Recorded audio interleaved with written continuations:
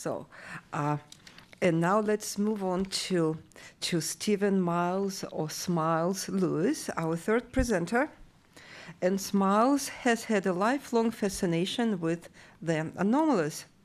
His early age proclivity of recalling his dreams and personal experiences with ESP, precognition, and dream switching solidified his interest in the paranormal.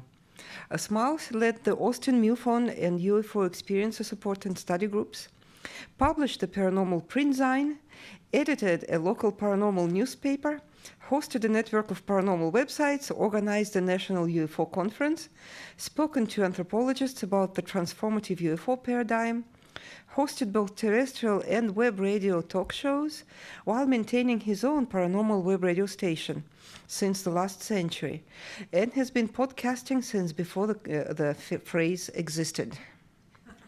So, in 2003, Smiles founded the nonprofit Anomaly Archives in Austin, Texas. In 2017, he contributed an essay titled True UFO versus UFOs, Planetary Poltergeists and Weapons of Mass Enchantment, to the UFO Ontology UFOs, Reframing the Debate. Smiles has worked in a variety of libraries his entire adult life, and currently he runs the volunteer studio of the Texas State Library and Archives Commission's Talking Book program, producing audiobooks for the blind and print disabled. So it's on to you, Smiles. Thank you. So I just want to say how much of an honor and a pleasure it is to be here. I am not an academic. I am not a professional librarian or archivist. I am just like so many of you, people who've had experiences that led them down this path of interest in strange phenomena. So we are a 501c3 nonprofit based in Austin, Texas, as Amanda said. And that lifelong fascination has led me, as she said, to lead a local Austin MUFON chapter, the local experiencer abductee support group, and led me into discovering the 1990s alternative media zine scene, and then publishing my own zine for a time, and meeting a wealth of people who had an interest in these same subjects and were using the desktop revolution of the 90s to publish their zines. Next slide. One of those people was Austin-based West Nations. West Nations was publishing a amazing magazine called Crash Collusion that dealt with psychedelics, conspiracy, magic, UFOs, the paranormal, visionary experiences, and whatnot. And through him, I met a wealth of close friends who I still maintain connections with today.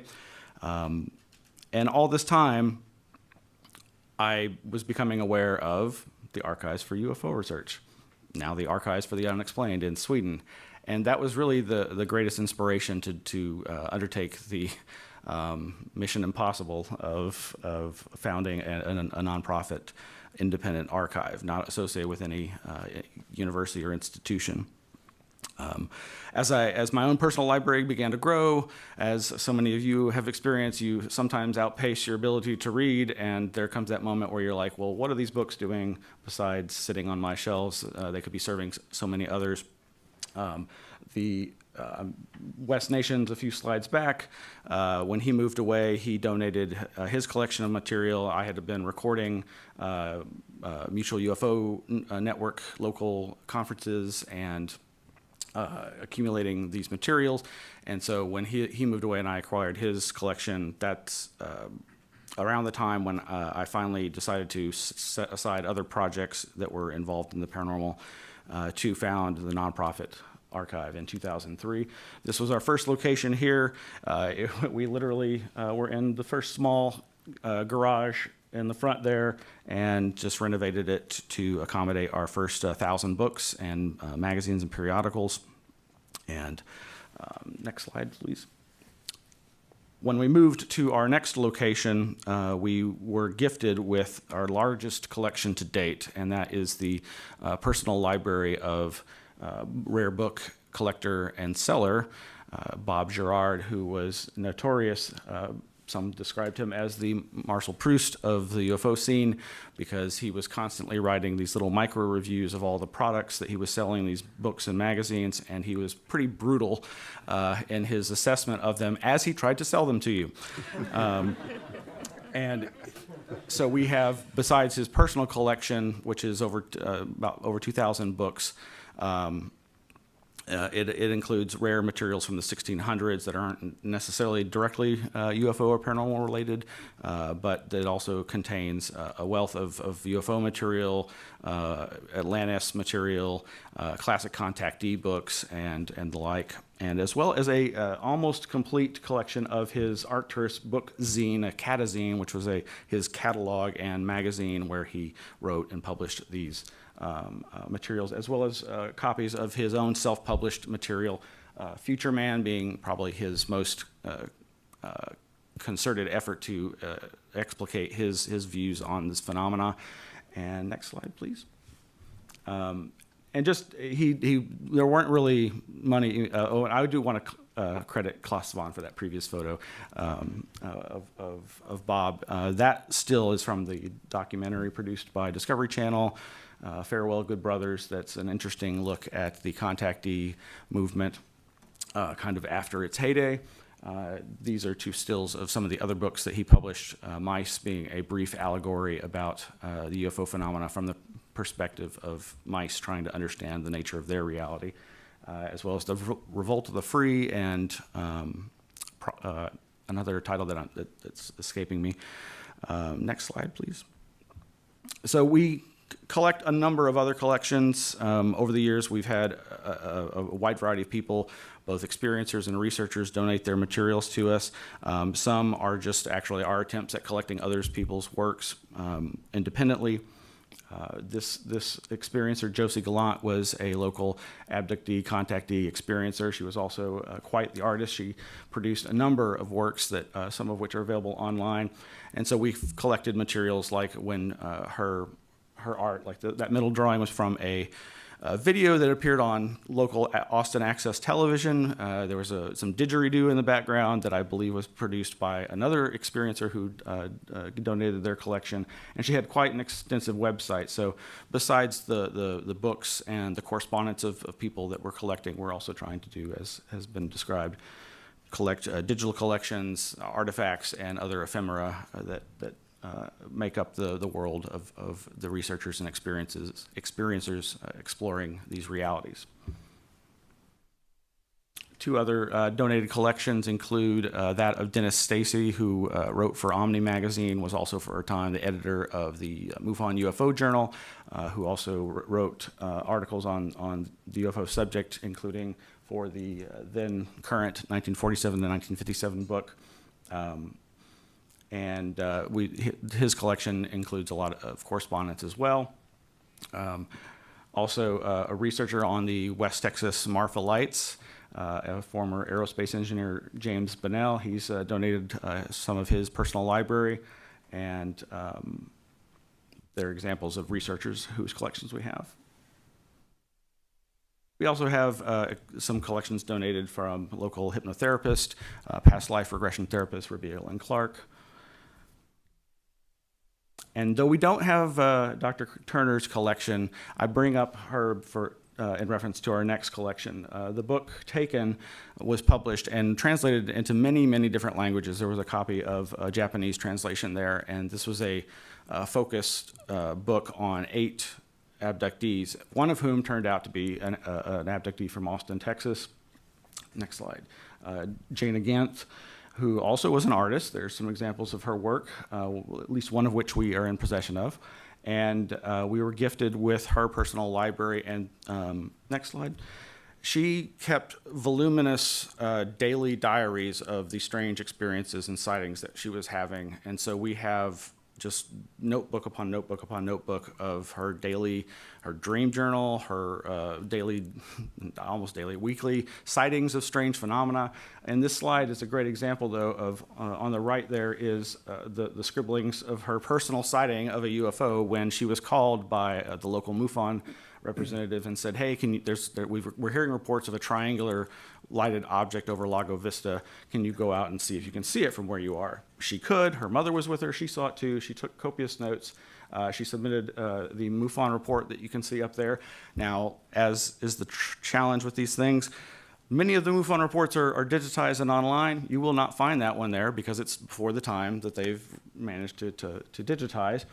And then on the left there is an example of the newspaper article that came out a few days later talking about that sighting. So next slide.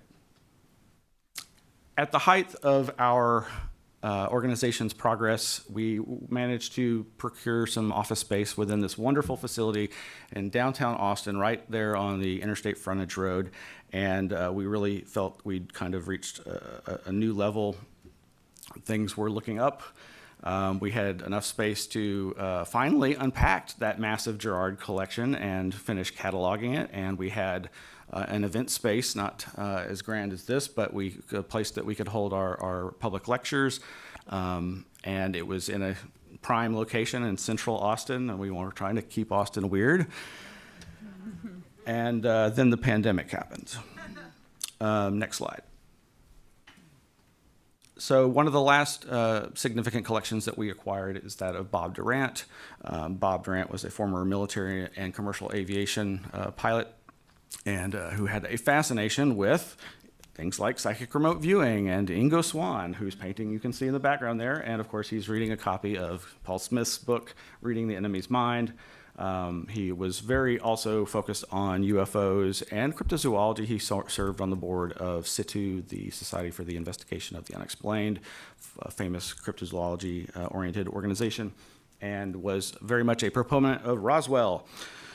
And we received his personal book collection, or a good portion of it, as well as 5 boxes of his personal correspondence and other materials, as you've seen in other photos, boxes of home recordings, audio, and whatnot. And so we're still working on cataloging that. It's been a little difficult since the pandemic. Next slide. So before the pandemic, we tried to make these materials available through public access. We have no paid staff. It's all volunteer run, no significant budget to speak of. And we were really gaining ground, getting a lot more volunteers involved. And we tried to make those materials searchable by creating finding aids. And we're slowly getting our finding aids up on the TARO, Texas Archival Resources Online website. So that we can hopefully make it easier for folks like yourselves and others to find these materials and then come to us and gain access to them. This is incredibly difficult now, though, because as of the beginning of 2021, we have been in storage because of the pandemic. We basically lost our lease and are struggling to find our path forward. And so it is very bittersweet to be here. Next slide. But we will continue to try to do outreach as we have in the past, tabling at events that we think will have resonance. There's a science fiction film festival in Austin called Otherworlds Austin that we've tabled at and gotten really good response to. We have funded, been sponsors of, and tabled at events like Austin Archives Bazaar, and most recently did a presentation as part of the Folklore in the Archives at the University of North Texas's online streaming event, and trying to participate and get the word out about our collection at events such as this. And somehow my contact info has disappeared. Contact@anomalyarchives.org. The website is anomalyarchives.org. Thank you so much for having us.